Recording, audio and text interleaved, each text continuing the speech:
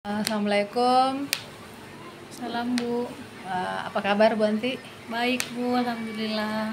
Oke, hari ini kita akan melakukan kegiatan supervisi akademik. Untuk langkah pertama, kita akan melakukan pra-observasi. Jadi ada 3 tahapan. Yang pertama pra-observasi, yang kedua kita akan observasi di kelas pada saat Bu Anti mengajar, yang ketiga ada percakapan nanti setelah kita observasi, yaitu pasca observasi. Nah, hari ini sehat? Sehat Bu, alhamdulillah. Boleh kita mulai percakapan pra-observasinya? Boleh ya Bu, boleh. Oke. Sebentar mengajar di kelas berapa? Di kelas 12 BDP 2 Bu. Mata pelajaran? Administrasi transaksi.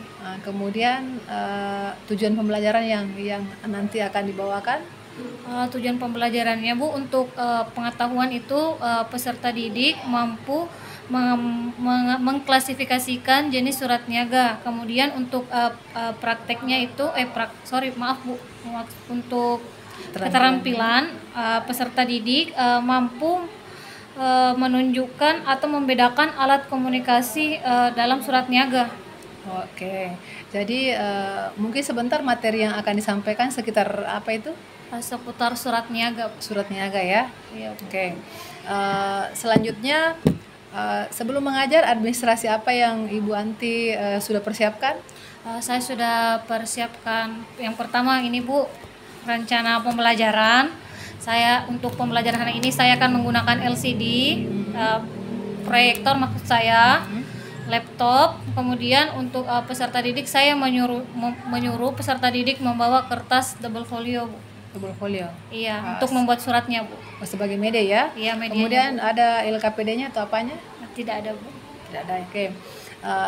Bisa mungkin Bu Anti menjelaskan langkah-langkah pembelajaran yang akan sebentar dilakukan? Metode yang akan saya gunakan adalah scientific, modelnya adalah problem basic learning. Nah, di mana di sini saya akan memberikan studi kasus kepada peserta didik.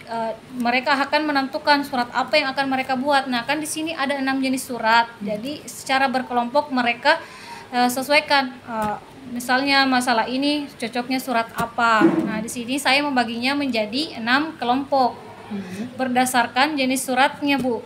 Kemudian setelah itu jika mereka sudah selesai, saya akan memilih satu untuk setiap perwakilan kelompok untuk mempresentasikan hasil tugas mereka. Nah, di mana setelah itu kelompok lain dipersilahkan untuk bertanya ataupun menanggapi dari hasil tugas dari kelompok yang melakukan presentasi. Oke, jadi saya berusaha untuk memberikan kesimpulan ya. Jadi problem-based learning ini disajikan kasus. Ya, jadi ada 6 kelompok tadi ya, 6 ya, kelompok. Kemudian masing-masing kelompok itu dengan kasus yang berbeda. Ya. Nanti dia akan menyesuaikan dengan jenis surat yang akan dibuat. Iya, Bu. Jadi suratnya dibuat ini dalam bentuk per kelompok. Iya. Setelah itu dilanjutkan dengan presentasi. Jadi ada perwakilan per kelompok ya. Iya, Bu. Oke. Kira-kira menurut perkiraan Bu Anti, tujuan pembelajaran yang sudah ditetapkan itu akan tercapai dengan langkah-langkah tersebut? Tujuan pembelajaran ini akan tercapai, tapi dengan catatan jika peserta didik memperhatikan penjelasan saya mulai dari awal sampai akhir Bu. Oke. Jika di materi yang surat niaga ini kira-kira ada kesulitan yang akan dihadapi oleh peserta didik mungkin?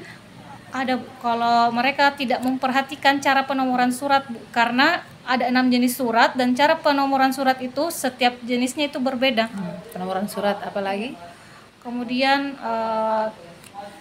isi suratnya Bu, kalau memang mereka tidak tahu isi suratnya, sama dia tidak bisa membedakan yang mana yang jadi pengirim dan si penerima surat. Itu juga biasa kalau peserta didik tidak memperhatikan, biasa mereka keliru. Oke, jadi penomoran surat, kemudian isi surat, di situ biasa merupakan kesulitannya.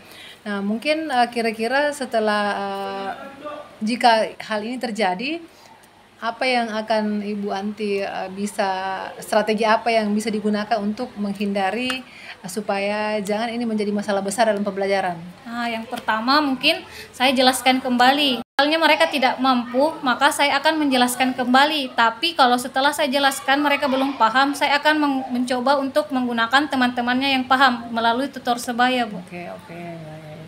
Jadi ini sudah siap untuk mengajar? Insya Allah, Bu, siap. Ada alat bantu yang digunakan selain LCD? Tidak ada, Bu. Tidak ada ya? Iya, Bu. Oke. Kalau misalnya saya ikut mengamati pelaksanaan pembelajarannya Ibu Anti, kira-kira tidak apa-apa ya? Ada, Bu. Aman, Bu, aman. Oke.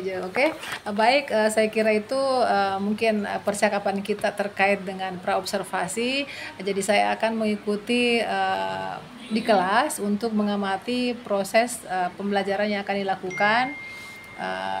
Tidak usah khawatir kok, saya tidak akan terlibat secara langsung, hanya sebagai pengamat saja, observer. Jadi silakan melaksanakan tugas dengan baik. Nanti setelah pembelajaran dilaksanakan, baru kita boleh diskusi kembali. Iya, Bu, terima kasih, Bu, sebelumnya. Oke, terima kasih ya. Iya, Bu. Assalamualaikum warahmatullahi wabarakatuh. Waalaikumsalam warahmatullahi wabarakatuh.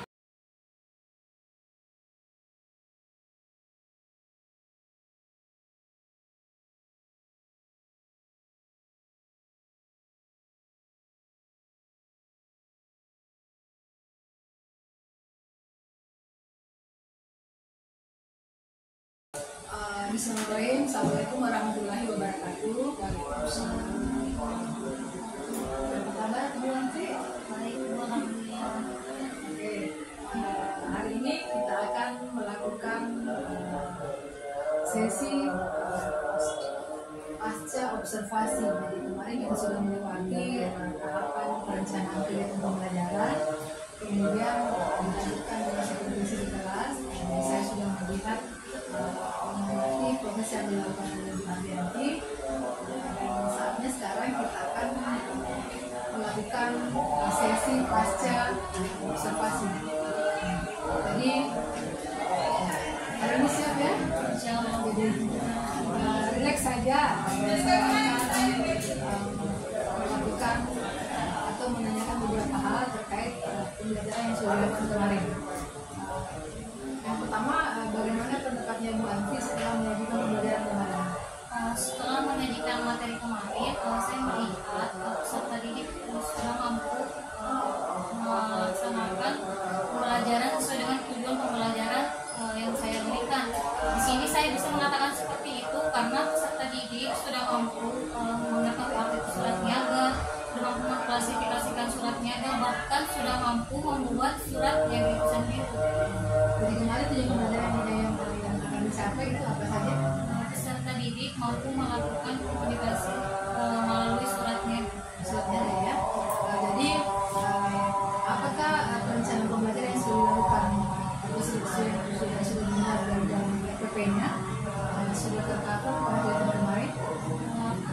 Kalau kemarin itu, Bu, sebagian besar sudah tercover. Nah, di sini kenapa saya mengatakan sebagian besar? Karena di sini pada pembelajaran ada beberapa kendala yang saya alami, di mana peserta didik tidak mengindahkan, masih ada yang tidak mengindahkan atau lupa tentang kesepakatan kelas yang kita buat pada awal pembelajaran. Gitu ya. Jadi sudah dilaksanakan sesuai dengan perencanaan, tapi masih ada beberapa kendala ya. Nah, mungkin Bu Anti bisa menceritakan pada pembelajaran kemarin kira-kira hal-hal apa yang dirasakan cukup memuaskan setelah pembelajaran. Ya, yang saya rasa memuaskan itu yang pertama, saya melihat keaktifan peserta didik dalam bertanya maupun menjawab pertanyaan, melakukan diskusi.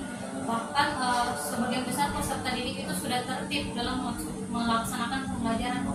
Jadi pembelajarannya perlu dikatakan aktif ya, dilakukan kepada peserta didik.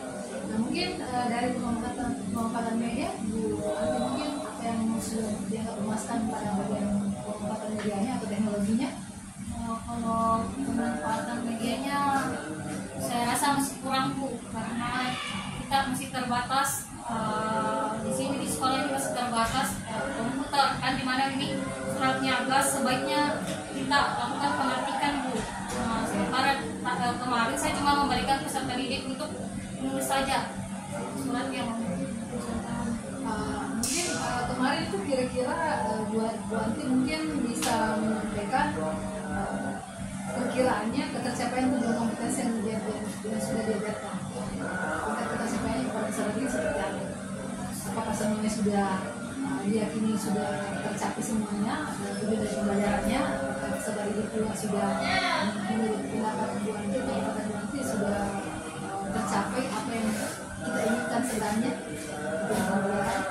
Ketercapaian pembelajaran kalau saya kasih angka kisaran 80% Bu, karena kembali lagi tadi Bu, ada peserta didik yang tidak mengindahkan kesepakatan kelas, misalnya pembelajaran harus tertib, tidak diperkenankan melakukan gerakan tambahan. Nah, di mana jika peserta didik melakukan gerakan tambahan, otomatis peserta didik tidak memperhatikan materi yang diberikan, sehingga peserta didik tidak memahami pembelajaran yang diberikan. Bisa mungkin dikonkretkan gerakan tambahan seperti apa yang dimaksudkan? Nah, misalnya usil, mengganggu teman, ribut, berbicara dengan teman sebelahnya. Kira-kira kesulitan siswa yang menurut Bu Anti kemarin apa ya pembelajarannya? Menurut saya kesulitannya siswa yang pertama itu mungkin mereka bosan atau mengantuk dikarenakan jam pelajaran saya itu jam terakhir. Ya. Iya. Mungkin alternatifnya untuk mengatasikan dari Bu Anti daripada sudah melihat bahwa yang pertama itu kesulitannya tadi satu kesulitan dalam hal masih ada yang memegang teguh kesepakatan kelas sehingga melihat ada yang mempengaruhi aktivitas pembelajaran sehingga kurang maksimal banget. Kemudian yang kedua mengenai keterbatasan media. Kemudian yang terakhir juga tadi mengenai jadi kesulitannya ini kan ada 2 poin, keterbatasan media dan kemudian yang ketiga tadi masih ada sekitar 20% tujuan pembelajaran yang belum tercapai. Jadi kira-kira alternatif apa yang bisa Bui ke depannya bisa planningkan untuk pertemuan-pertemuan pembelajaran berikutnya sehingga 3 masalah ini bisa semakin terkikis atau bahkan teratasi dengan sendirinya. Yang pertama mungkin untuk peserta didikku yang belum tertib atau yang tidak mengindahkan kesepakatan kelas, mungkin saya bisa melakukan pendekatan secara personal. Kenapa dia seperti ini? Apa masalahnya? Apa kendalanya? Kenapa tidak mau memperhatikan pembelajaran? Apakah pembelajaran saya membosankan atau seperti apa? Supaya itu juga bisa menjadi bahan pembelajaran untuk saya. Kemudian yang kedua tadi untuk media pembelajaran, mungkin saya bisa menggunakan games ataupun yang lainnya Bu untuk menarik perhatian peserta didik supaya lebih ingin mengikuti proses pembelajaran. Itu dalam hal kesepakatan kelas ya. Kemudian dalam hal tadi penggunaan media seperti apa yang mungkin nanti rencanakan supaya itu kan media bersama Bapak itu sangat mempengaruhi motivasi belajar. Mungkin hal-hal apa yang mungkin nanti ke depannya merencanakan untuk melakukannya supaya berpengaruh signifikan nantinya ke penggunaan media tersebut untuk menarik perhatian peserta didik. Biasanya itu rencana saya itu saya ingin menggunakan ada media yang dikatakan spin. Nah, misalnya saya memberikan pertanyaan, mungkin saya undi siapa yang akan bertanya, misalnya, atau saya memberikan soal misalnya yang terspin namanya bebas, tidak perlu mengikuti ulangan atau kegiatan lainnya Bu, seperti itu. Penggunaan spin ya. Atau bisa jadi saya mau menggunakan juga TTS, bisa Bu, pembelajaran pengisian TTS yang tercepat dan yang paling benar, yang paling banyak benar, mungkin ada rewardnya. Biasanya saya itu Bu, salah satu kesepakatan kelas saya kepada peserta didik, kalau kalian aktif bertanya menjawab dalam pembelajaran, bisa saja saya kasih reward tidak mengikuti ulangan harian. Ya, mungkin dari segi usaha di luar itu mungkin ada semacam pembinaan pelatihan dan juga bisa membantu ada juga komunitas yang bisa dimanfaatkan atau merencanakan itu ke depannya menambah pengetahuan terkait media. Dan kalau ada pelatihan mau mengikuti lagi atau berdiskusi sama teman-teman yang lebih berpengalaman di sekolah mengenai masalah yang saya hadapi di kelas. Sebenarnya jadi saya tadi lihat apa yang dilakukan ini ada refleksi, ada imbasnya apa yang kemarin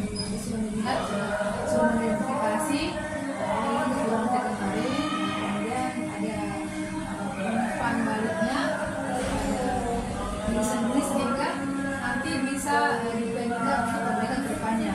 Nah sekarang saatnya kita akan sama-sama mengidentifikasi hal-hal yang sudah dianggap mantap. Jadi kemarin pembelajaran yang dilakukan yang dijelaskan itu yaitu aktifan musuh yang mulai sebelum bisa jadi bagus ya, tinggal ditingkatkan lagi. Itu hal plus yang sudah bagus tetap ditingkatkan. Kemudian yang kedua terkait pencapaian kompetensi yaitu pembelajaran, karena sudah sudah 80%, artinya itu sudah di atas rata-rata lah, anggaplah KM 75, artinya di atas KM lah.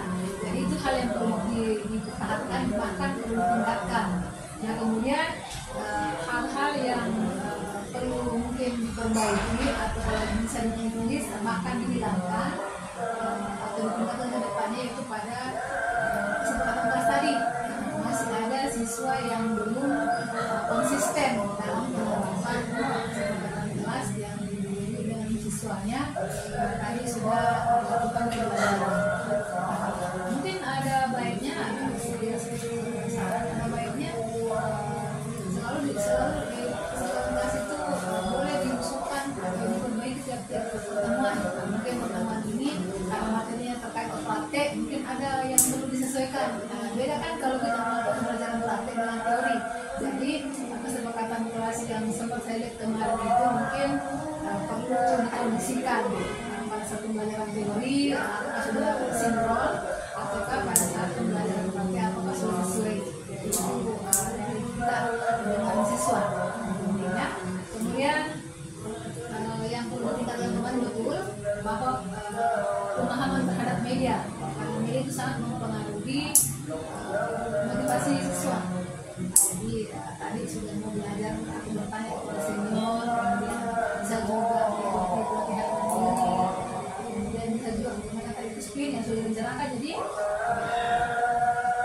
Bu ini sudah bisa mengidentifikasi masalah yang didapat kemarin dan sudah ada rencana ke depannya. Sudah ada planning untuk mengatasi ini. Bu sudah melakukan hal-hal yang akan dilaksanakan berikutnya. Nah, kemudian kira-kira